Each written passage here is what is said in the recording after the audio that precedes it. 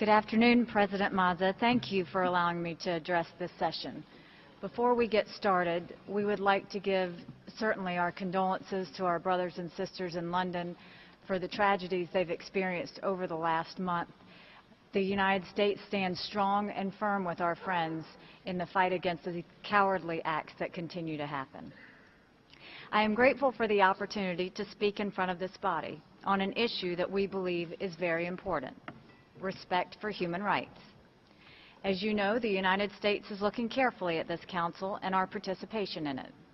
We see some areas for significant strengthening, and later today I will be speaking at the Geneva Graduate Institute and proposing ideas to make the Human Rights Council more effective, more accountable, and more responsive. This morning, though, I want to underscore our strong conviction to the protection and promotion of human rights. Additionally, I want to highlight that respect for human rights is deeply intertwined with peace and security, and that human rights violations and abuses often serve as triggers for instability and conflict. While this body is dedicated to human rights, all UN bodies, including the UN Security Council, should be working to address human rights violations and abuses as part of its work.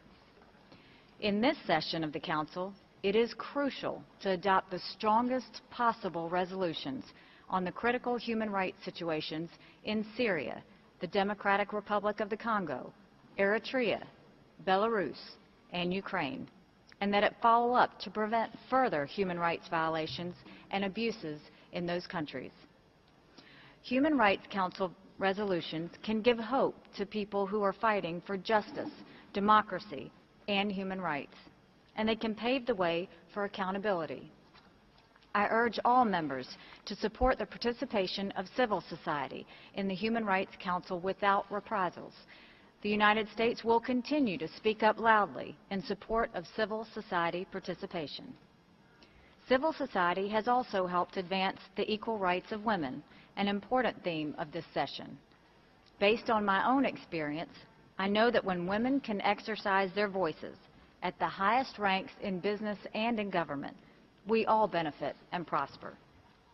There is no room here for cultural relativism.